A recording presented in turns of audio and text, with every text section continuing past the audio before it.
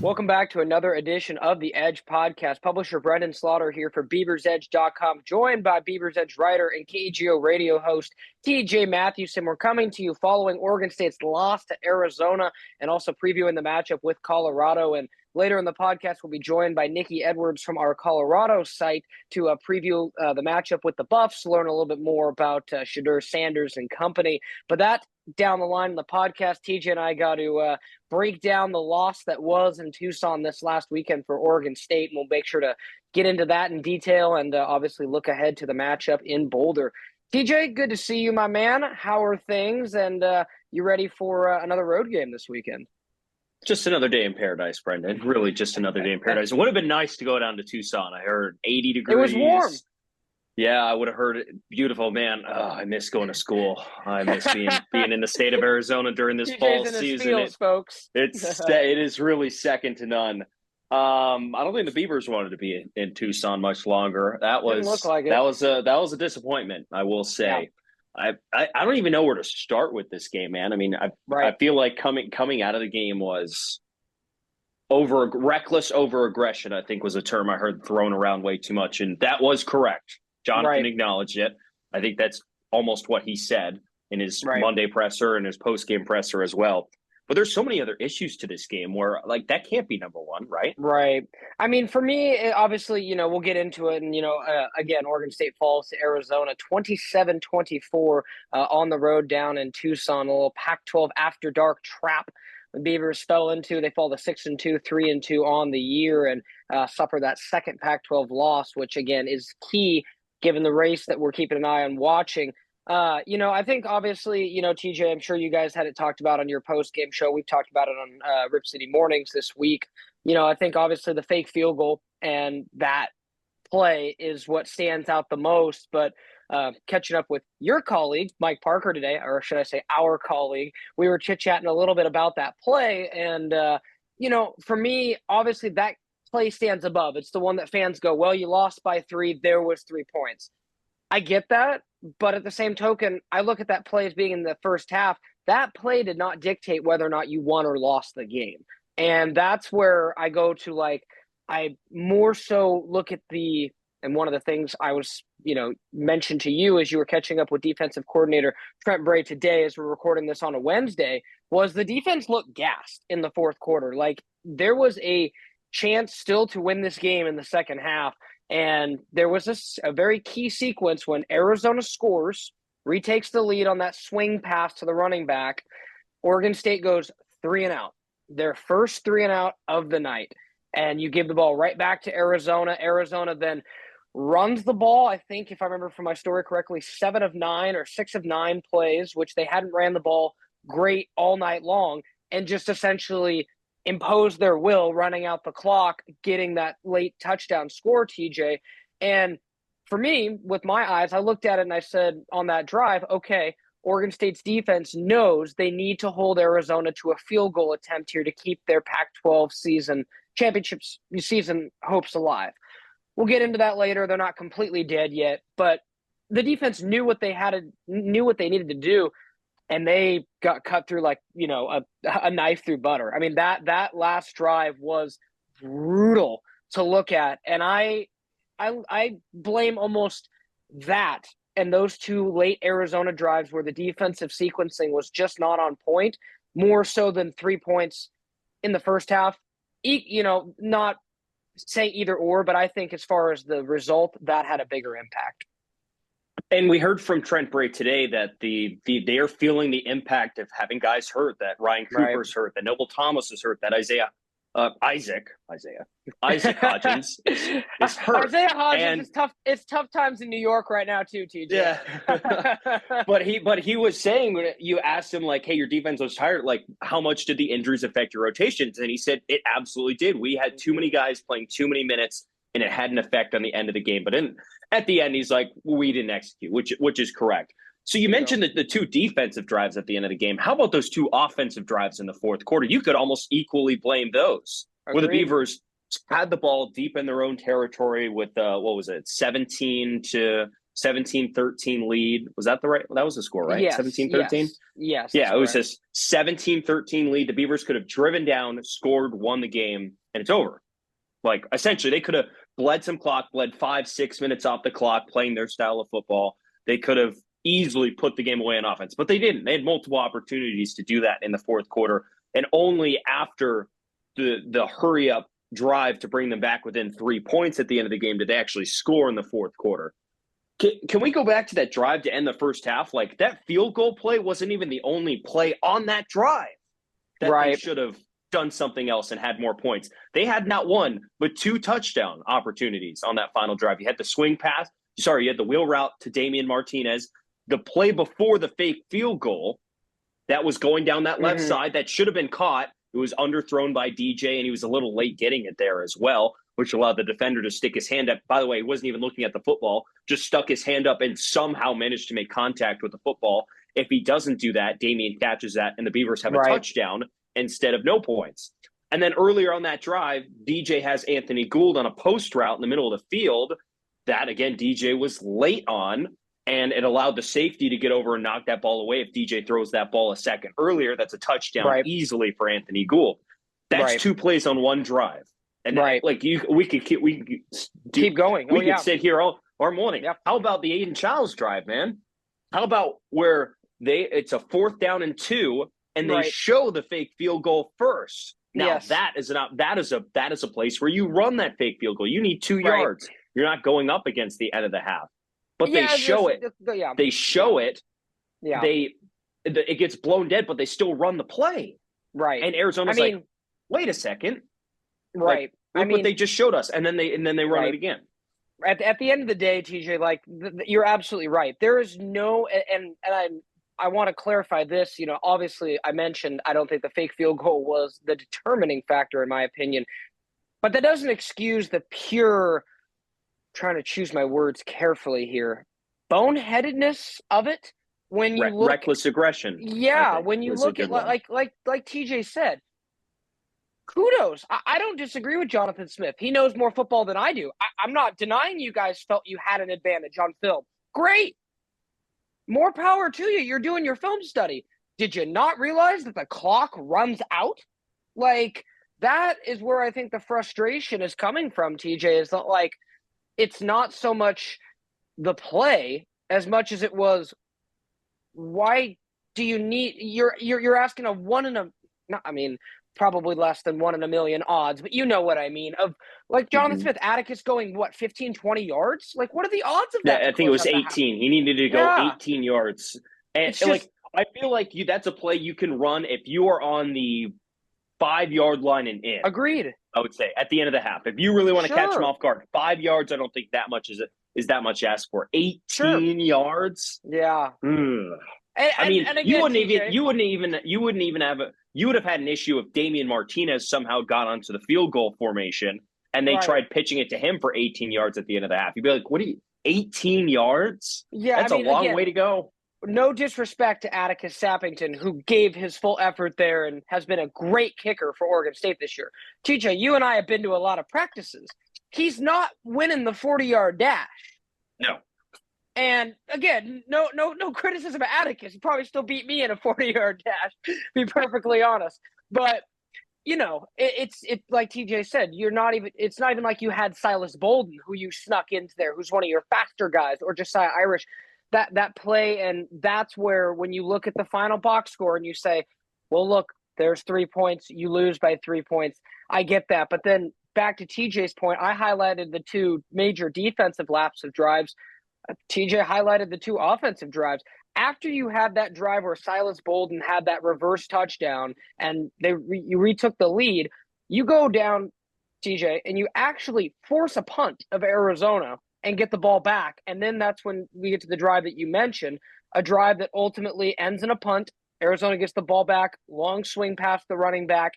Beavers get the ball back, 3 and out. Arizona has their long drive to take it to town. So it's almost like, for lack of better terms, did the offense think it was over when Silas Bolden, and that seems really like it seems silly to say with like almost 15 minutes left in the fourth quarter when they scored that, but like when Silas Bolden scored, it looked like clearly the offense laid down, because then you saw the excuse me drive to Jimmy Valson at the end where you're like, wow, where was this effectiveness, regardless of whether Arizona thought Oregon State could come back and get into the game at that point or not. You know what I mean? And did they no, I don't think they thought the game was won. I thought there was something off with the offense all night. They were trying to get the ball down the field. Yeah. They were really trying to get it down the field. We didn't see as much medium to short range passing. That's why DJ's line looks so inefficient and inaccurate, completing barely over half his passes. The run game was odd too. The run game was a bit It was odd. There wasn't a whole lot of volume in the run game. I think a lot of people that I've heard on the Colin show and then on the Joe Beaver show this week said they wanted to see more running. And this week against Colorado, I think we're going to see a whole lot more of it, because this is significantly more of a trench mismatch than it was against Arizona. But I think that's what people wanted to see more. I thought they were just – I think the frustration is that they were unable to adapt to their lack of an in-sync downfield passing game, which it just wasn't there. They were missing guys. They were bad on first and second down overall. So that leads to a lot of drives stalling in certain situations. Think about it. The Beavers only had 24 points, but all of their drives except those two in the fourth quarter ended in Arizona territory. All of them. Right. And you would think you should have more points. And Jonathan said on Monday, we give up only 27 points. We expect to win that game. And you're absolutely right. Oregon State came into that game, TJ, averaging 38 points a game. I felt very confident knowing that Oregon State was going to score. To be honest, when you equivocate, that they even put up 21 on Utah. This might be one of the worst, I know this is not their lowest scoring output of the year, but when you just kind of match it against opponents, it might have been the worst offensive game of the year. There's a case. I think you can kind of, break it down a bunch of different ways. But as far as what really stood out to me, some kind of final parting thoughts on this game before we transition, start previewing the matchup with the Buffs. TJ, it was the yards after catch for the Arizona receivers. And that's where, once again, and we talked about it during the bye week, and it looked, and per the advanced stats, it marginally got better, but tackling still a problem. Was not the worst issue, but it was not good. And I would say this week, they're going to be relying on their outside and back end guys to tackle. But Colorado doesn't pretend what they are as a football team. They're going to throw the ball, and they're going to throw the ball a lot. Even with their crummy offensive line, their one-dimensional offense, they are going to throw the ball a ton, which means those guys on the outside are going to have to tackle. If they don't tackle those Colorado receivers, every single road game we've seen a fatal flaw show up on this Oregon State team. Something has shown up and reared its ugly head, whether it be coaching, whether it be tackling, whether it be blown assignments. All three of the Beavers Pac-12 road games, we've seen something. They can't let something else rear its head again as a 2-touchdown favorite in Colorado, a team you should handily beat, and Vegas thinks you're significantly better than.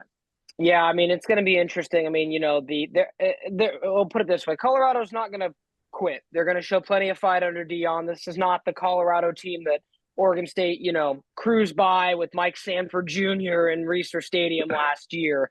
It's a very different team. And obviously,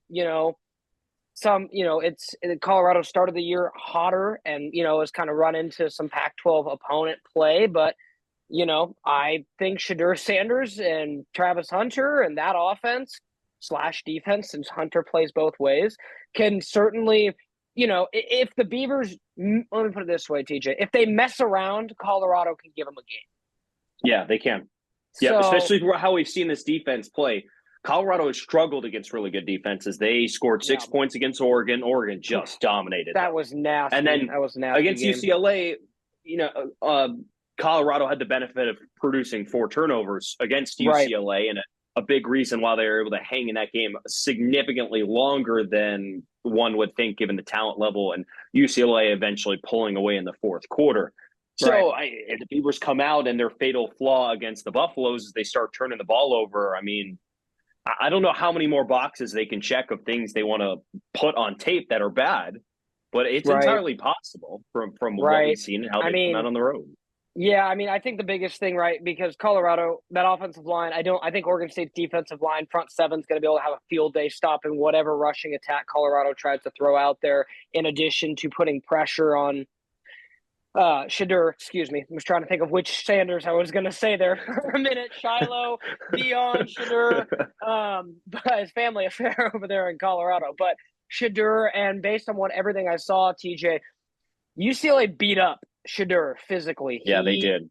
He is probably a little sore this week, and I think Deion even said as much. And I think he got injections at halftime.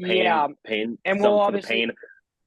Yeah, and we'll obviously be catching up with Nikki Edwards of our Colorado site, so she'll have a little bit more insight on the health of Colorado, but kind of some parting thoughts as we take a break and ultimately transition into the next part of our podcast. To me, TJ, I think when you think about what they're good at, which is still being able to throw the ball downfield, you got to get Coop back in this game. Ryan Cooper Jr. needs to be back, and not like you can wave a magic wand and make a guy healthy. And Jonathan, in his very Jonathan fashion, said we'll see on Monday.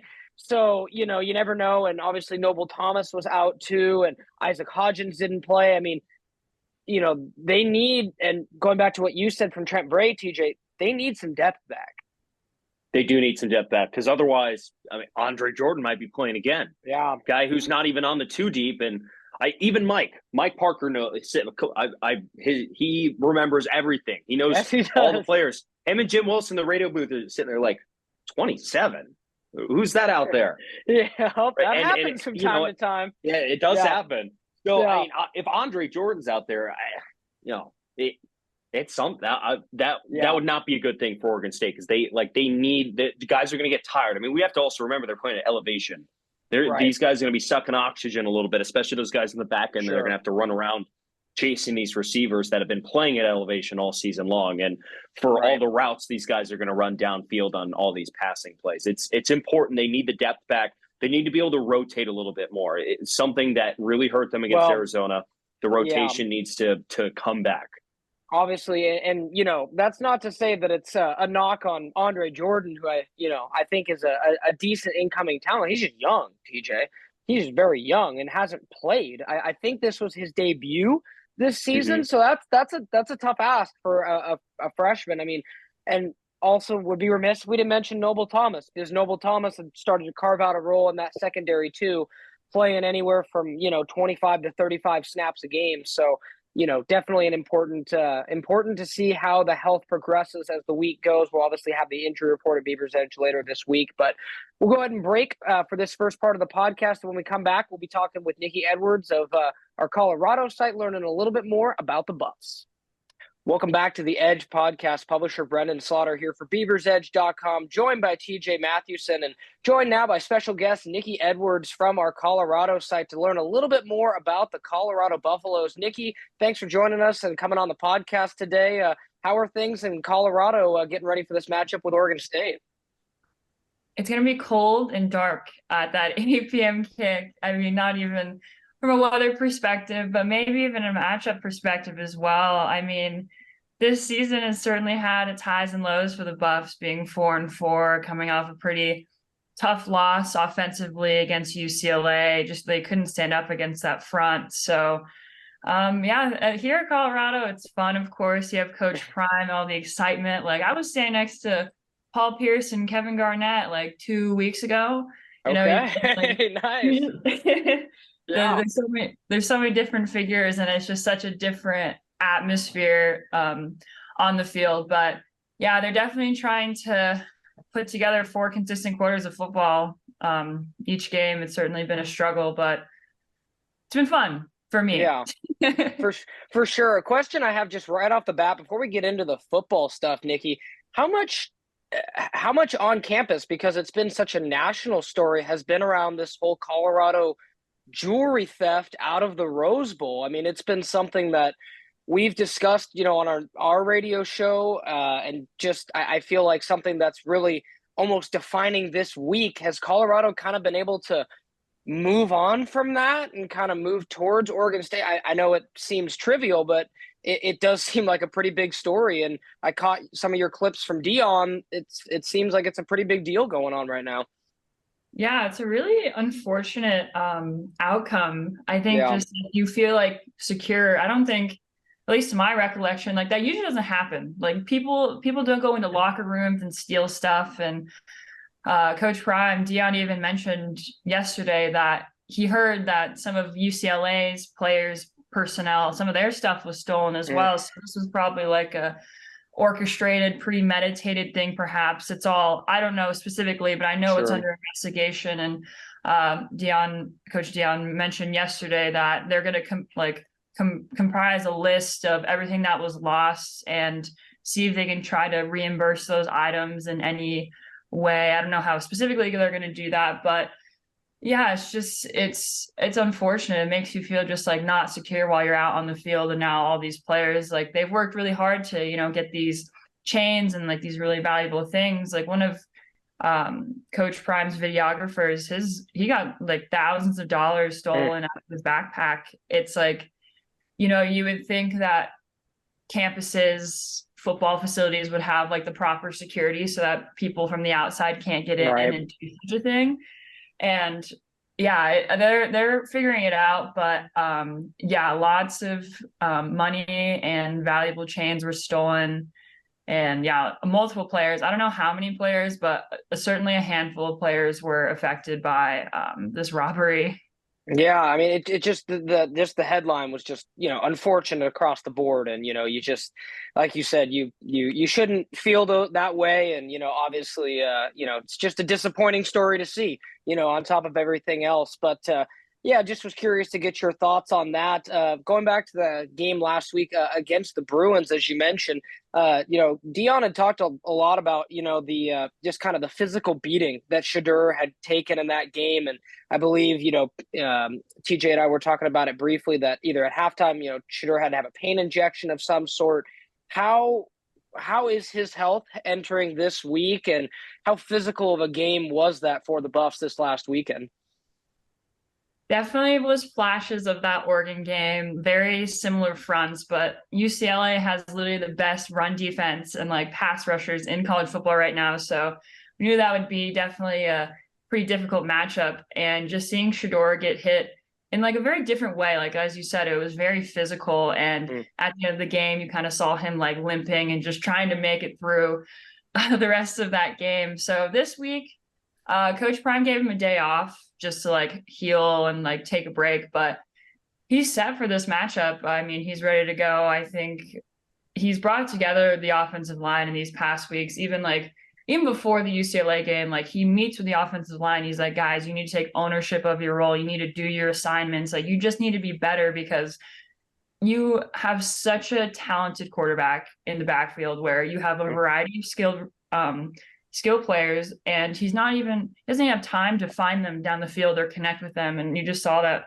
firsthand against UCLA. Like that offense throughout the season has been pretty good, but the offensive line has been such a crux for their productivity. And of course, play calling goes into that a bit as well. And I think that translated with Shedeur getting hurt a lot because they didn't even want to run the ball. Like the run game has mm. been pretty much non-existent. Like there's such a unique group of backs that the Buffs have, but only a few of them, specifically Anthony Hankerson, is really their main guy right now. And Alden McCaskill, he came from Houston. He ran for over 900 yards and a bunch of touchdowns in Houston. He got injured, ACL injury, came into CU, and they brought him to be like the running back, like the guy. And yesterday, Coach Prime told us that he asked for a red shirt.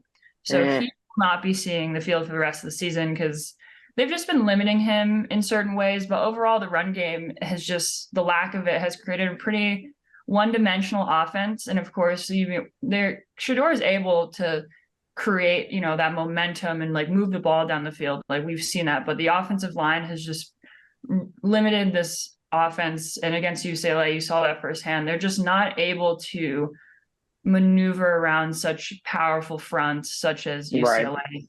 And it's unfortunate because Shedeur is so good and they can be really good, but they're not meeting that standard just because their offensive line is comprised of JUCO guys, a couple guys from last year. Like there is size, but there isn't that pass pro at the end of the day. So what's the optimism level that they can actually turn it around off, like especially on the offensive line the next 4 games, because it really starts and ends there. Yeah, exactly.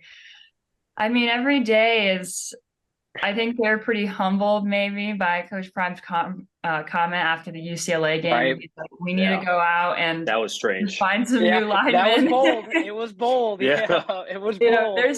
there's two ways you take that as a player. You either take it and be like, okay, my job is on the line at the end of the season, so I'm going to play my ass off and try to keep my job so I can have this for the upcoming years. A lot of those guys, there's only 2 guys that are going to be graduating this season within that group. So these are guys that can be, you know, remaining on the roster, but they're just not playing well.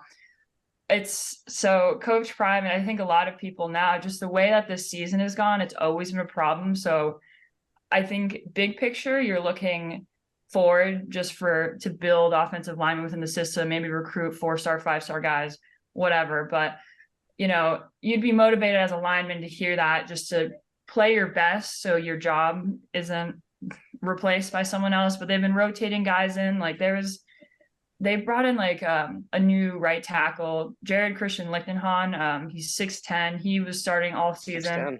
Wow. Yeah. And then they have a 6'8" left tackle too from Kent State, Savion Washington. You know, there's good size there just on the interior.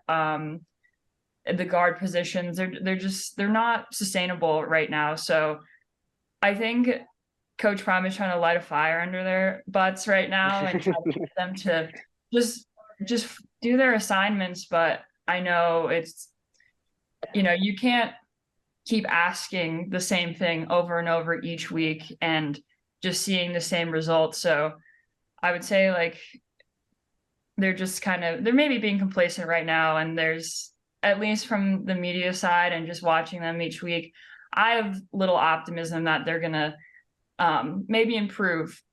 It's a consistent thing. It's different with, you know, different defensive fronts and different pass rushers. Like they can have better games, like, but consistently there hasn't been a game this season where he hasn't been at least sacked 3 times. So yeah, no, he's definitely, you know, been under duress this season. And, you know, you mentioned it with the offensive line, and you know, obviously Colorado having to pass the ball, but when he has been able to pass the ball, there's been some success. Talk a little bit about Travis Hunter returning, obviously, to the lineup and what they missed. You know, obviously you talked about, you know, Colorado being thin at certain spots, and, you know, when you have a guy as electric as Travis Hunter, you know, that's a difference maker when he's back on the field after that kind of, you know, I don't know if I want to say scary injury, but concerning injury earlier in the year that he had.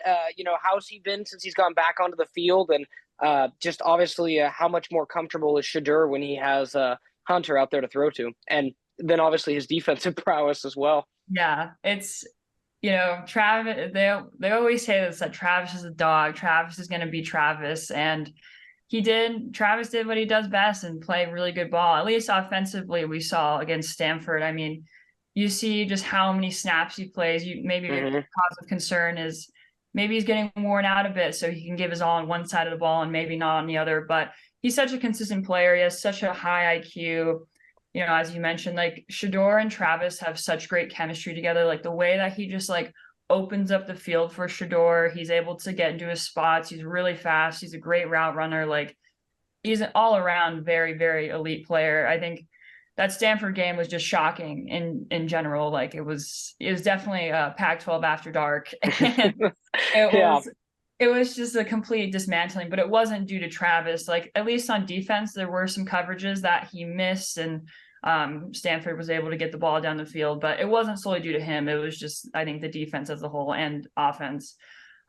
He's such a difference maker. And we saw against UCLA, he had two pretty acrobatic picks, and C's defense, they got 4 turnovers that game. And then the offense just couldn't really get anything going off of those turnovers. And, you know, when Travis is on the field, you just have a, you know, sense of security that, you know, he's going to make a big play on either side of the ball. And he just helps the Buffs just have a little bit more energy, a little bit more trust in themselves. Like he is such a leader on both sides of the ball. And I think missing out on him in those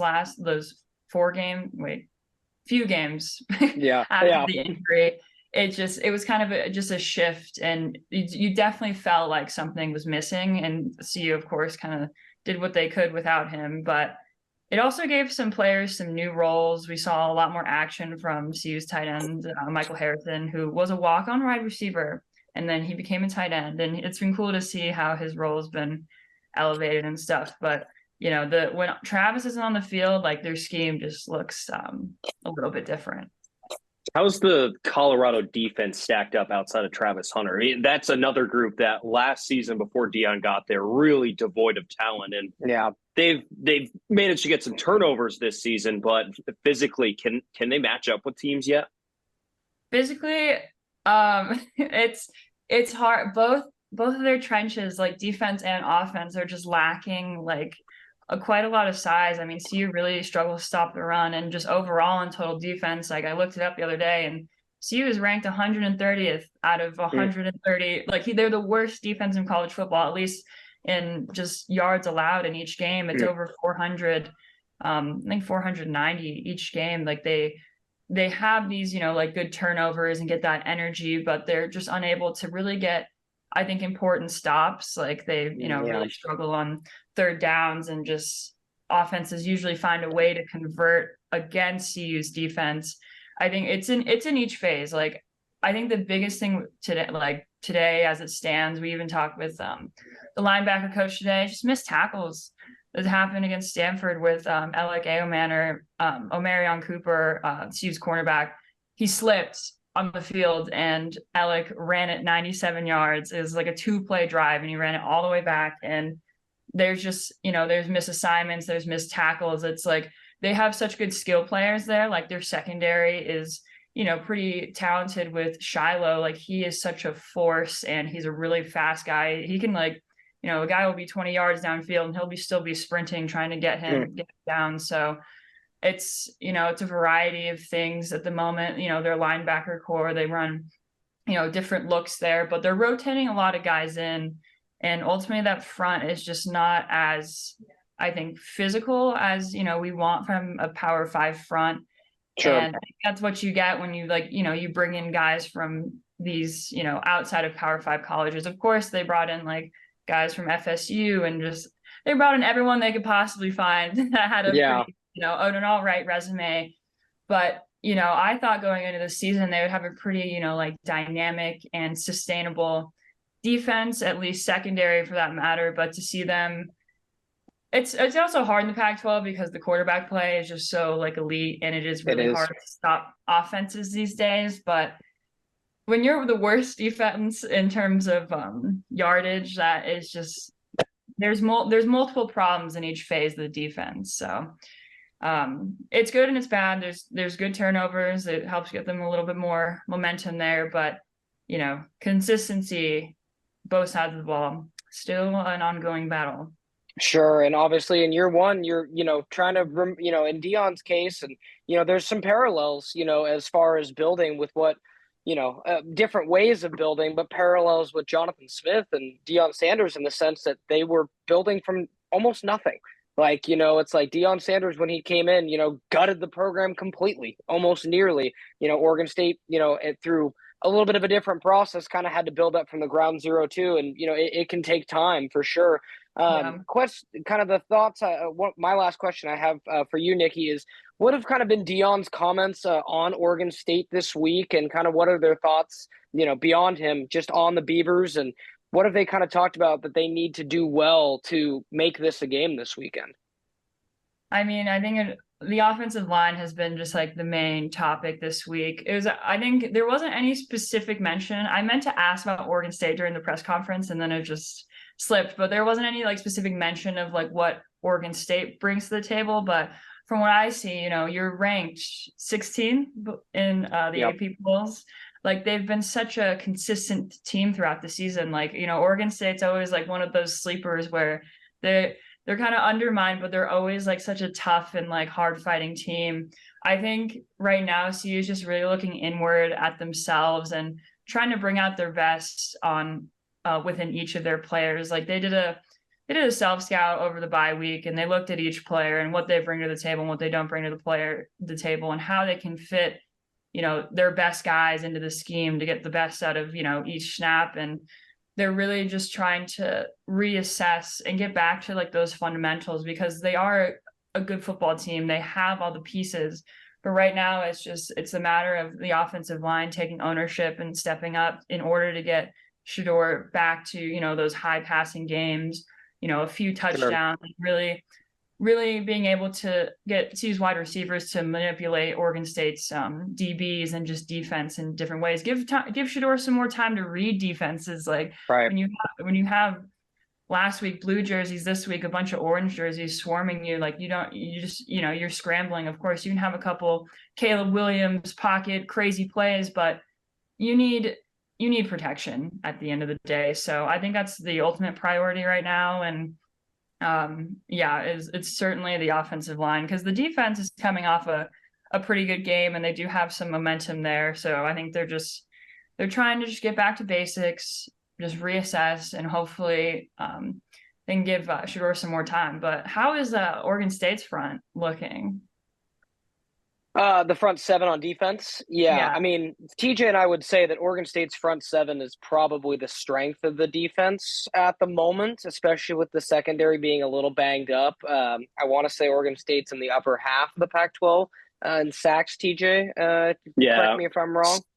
Sacks, and they're up there in sack rate as well. It's a pretty favorable matchup along both trenches, I will say.